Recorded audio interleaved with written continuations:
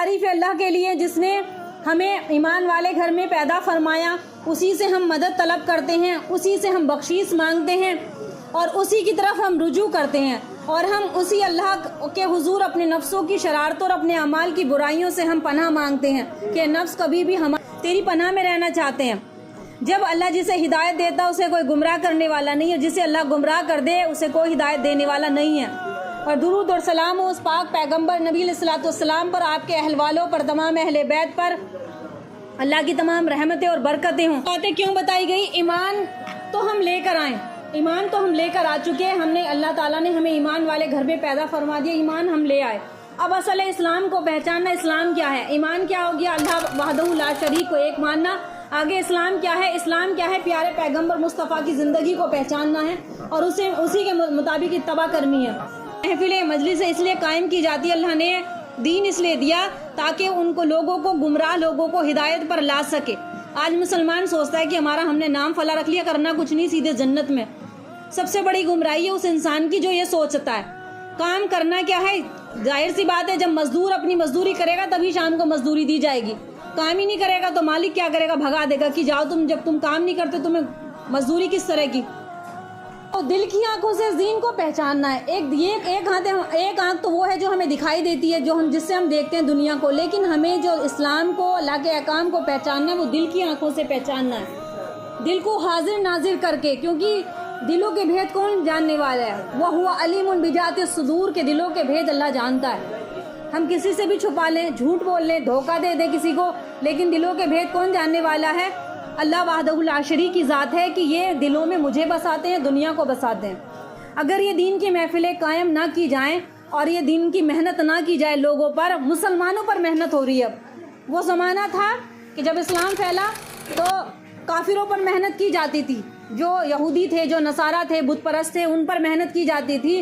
आज ये देखो ज़माना इतना इस्लाम से दूर हो चुका कि मुसलमानों पर मेहनत की जा रही है दीन की, ताकि अल्लाह ताला की बरकत क्या है? कुरान मजीद अल्लाह की बरकत वाली किताब है, जिसको अल्लाह ने क्या फरमाया? तबारकल्लाहु रब्बुल आलमीन, तबारकल्लाहु रब्बुल आलमीन, तबारकल्लज़ी बियदिहिल मुल्क। सारी बरकतें, सारी नुसरतें, सारी उल्फतें, सारी मोहब्बत अल्लाह ने दीन में छुपा रखी है। सारी मोहब्बतें, सारी उल्फतें दीन के अंदर है। सारी इज्जतें अल्लाह ने दीन में छुपा रखी हैं। जो बरकतें, जो ख़जाना हम दुनिया के रास्तों पर सोचते हैं कि जॉब मिलेगी और हमें फला मनसब फाइज होगा, हमें मकान मिलेगा, हमें घर मिलेगा, हमें प्रॉपर्टी खरीदेंगे, उससे हमें बरकत मिलेगी, खुशियाँ मिलेंगी, तो वो सुन लें कि सारी बरकतें अल्लाह ने इस दीन में छुपा रखी हैं।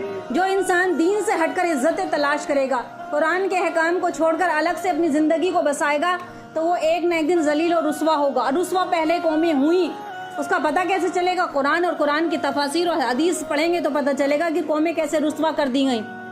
तो अल्लाह की ज़ात क्या है? बरकत वाली है। तबारकल्लज़ी बियदिहिल मुल्क, तबारकल्लाहु अहसनुल खालिक़ीन, तबारकल्लज़ी लहु मुल्कुस समावाति वल अर्ज़ वमा बैनुहुमा इंदहु इल्मुस साअ व इलैहि तुरजऊन, तबारकल्लज़ी नज़्ज़ल फ़ुरक़ान अला अब्दिही, तबारकल्लज़ी नज़्ज़ल फ़ुरक़ान अला अब्दिही, तबारकल्लज़ी इंशा जअल लकल खैरम मिनल ज़ालिक, तबारकल्लज़ी जअल फ़िस समाई बुरूजा। तो तमाम की तमाम सूरतें क्या कहती हैं? बरकत वाली ज़ात वो है जिसने अल्लाह के वो अहसनुल खालिकीन है, बेहतर इंसानों को पैदा करने वाला है। उसने फुरकान नाजिल फरमाया। अब इन बरकतों के होने के बाद भी मुसलमान गुमराही में क्यों जा रहे हैं? क्योंकि उनके दिल में कुरान पर उन्हें एतमाद नहीं है। कुरान वो पढ़ना नहीं जानते, ना वो बास पढ़ना नहीं जानते, बास पढ़ने के बाद भी उसको अपने से दूर रखते हैं, क्योंकि पढ़ेंगे सुनेंगे तो फिर चलना पड़ेगा। अपने आप को, अपने कानों को बाज लोग बंद रखते हैं, ना सुनना चाहते नसीहत, और चाहते हमारे बच्चे भी ऐसे ही रहें। इसी वजह से जो कौम फिर अल्लाह के दीन पर चलना नहीं चाहती, नहीं आना चाहती है, तो अल्लाह ताला इस कौम के लिए क्या है? अब अंबिया तो आएंगे नहीं, कुरान मजीद को भेज दिया गया, पढ़ो सुनो, इसको पढ़ो, इसको सुनो, इसको समझो, इस पर अमल करो। नहीं पढ़ेंगे, नहीं सुनेंगे, कभी सोचे कोई और पीर बाबा है या कोई और कहीं से फला बाबा है या कोई और बैठे हुए हमसे बरकत ले, हम उसके पास से जाके बरकत ले आएंगे, वहाँ से औलादें मिल जाएंगी, वहाँ से हमारा कारोबार होगा, फला चादरें इतनी चढ़ा दी तो हमें बरकत मिल जाएगी। जब कुरान जैसी बरकतें हमारे घरों में हैं तो फिर कहाँ, किसको तलाश करने के लिए जाया जाता है? किसको तलाश करने के लिए क्यों जा रहे हैं जब कुरान जैसी बरकत हमारे घरों में है? अल्लाह के नबी की ज़िंदगी तमाम बरकत वाली है। ये सुन्नत तरीका क्यों बताया गया कि अगर खाना खाओ सुन्नत तरीके से तो अल्लाह उस खाने में बरकत देगा। जब खाना खाया जाता है हम दस्तरख्वान क्यों बिछाते हैं? चाहो तो कुछ भी और भी बिछा सकते हैं, लेकिन दस्तरख्वान अलग से एक रखते हैं ताकि इस पर खाना इसको बिछाया जाए फिर खाना खाया जाए। तो उसमें एक तरीका सुन्नत के मुताबिक भी हो जाता है। उसमें क्या खाओ दस्तरख्वान पर रखो और हाथ धो के धुआं पड़ के खाओ, तो फिर वो क्या तरीका होगा? सुन्नत तरीका होगा। हालांकि चलते चलते भी खाना लोग खा लेते हैं, चलते चलते भी खाना खा सकते हैं, बैठ के भी खा सकते हैं, दूसरे तरीके से भी लोग खाते हैं, लेकिन उस तरीके में वो सुन्नत के मुताबिक होगा तो अल्लाह फिर उसमें बरकत देगा। आगे क्या फरमाया? ये सारी चीज़ें क्या हैं? जो भी सुन्नत तरीका है, नबी की ज़िंदगी जो भी है उसमें क्या है? बरकतें रखी हैं। बरकत के माना क्या है कि अल्लाह ताला इस काम में हमारे बरकत दे। इसमें कोई शक नहीं है कि अल्लाह के नबी सल्लल्लाहु अलैहि वसल्लम की ज़ात मुबारका वो बरकत वाली थी, क्योंकि अल्लाह ताला ने आपकी ज़ात में बरकत रखी थी। सहाबाए किराम इस बात को जानते थे और बरकत अल्लाह के नबी से हासिल किया करते थे। सही बुखारी में हज़रत आयशा सिद्दीक़ा रज़ियल्लाहु ताला अन्हा रिवायत है कि अल्लाह के नबी सल्लल्लाहु अलैहि वसल्लम अपने मर्ज़ुल मौत में मौज़तीन पढ़कर अपने ऊपर फूंक मारते थे। जब अपने आप के लिए चीज़ें दुश्वार हुई तो हज़रत सिद्दीक़ा फरमाती हैं कि फिर मैंने फलक नास पढ़कर अल्लाह के नबी पर दम किया और अपने और हाथ आपके जिस्म पर बरकत की वजह से फेरा करती थी। सैयदा आयशा सिद्दीक़ा जानती थी कि रसूल अकरम सल्लल्लाहु अलैहि वसल्लम के हाथों में अल्लाह ने बरकत रखी है, इसीलिए उनको आपके जिस्म पर फेरा करती थी। अल्लाह के रसूल सल्लल्लाहु अलैहि वसल्लम ने इस पर खामोशी इख्तियार की और ये नहीं कहा कि मेरे तुम्हारे हाथ में कोई फ़र्क नहीं है। इसका मतलब यह है कि अल्लाह ताला ने ख़ास तौर पर आपके हाथों में ये अजीम बरकत रखी थी और आप जानते थे कि ये अल्लाह ताला की तरफ से है। एक दूसरा वाक़या है मुस्लिम शरीफ में, हज़रत अनस बिन मालिक से रिवायत है, अल्लाह के नबी सल्लल्लाहु अलैहि वसल्लम जब फजर की नमाज के पढ़ लेते थे तो मदीने के खादिम आपने बर्तनों को लेकर आया करते थे। फजर की नमाज के वक्त में बर्तनों को लेकर आते हैं और उसमें कहते थे अल्लाह के नबी से इसमें अपने हाथ डाल दो ताकि इस पानी में अल्लाह ताला बरकत दे। आपके पास आते जिनके पास पानी होता आप बर्तनों में अपना हाथ डलवाते, यहाँ तक के बाज़ दफ़ा तो सर्दी के मौसम में सर्द सुबह के आते और अल्लाह के नबी फिर उन बर्तनों में अपना हाथ डालते ताकि अल्लाह उसमें बरकत दे। सैयदना अनस कहते हैं कि मैंने देखा कि जब हज्जाम जो होते हैं, जो जिनको हम नाई कहते हैं, बाल उतारते थे तो अल्लाह के नबी जब अपना सर मुंडवाते तो वो जो हिजाम होते थे वो अल्लाह के नबी और असहाब चारों तरफ बैठ जाया करते थे। जब बाल उतारे जाते तो तमाम सहाबा चारों तरफ बैठ जाते और वो बालों को गिरने से पहले उठाकर अपने पास रख लिया करते थे। यहाँ तक कि जो भी बाल गिरता था किसी आदमी के हाथ में, किसी सहाबी के हाथ में ही हुआ करता था। दूसरी हदीस है सैयदना अनस बिन मालिक रज़ियल्लाहु ताला अन्हु से रिवायत है, अल्लाह के रसूल उम्मे सुलैम के घर जाते।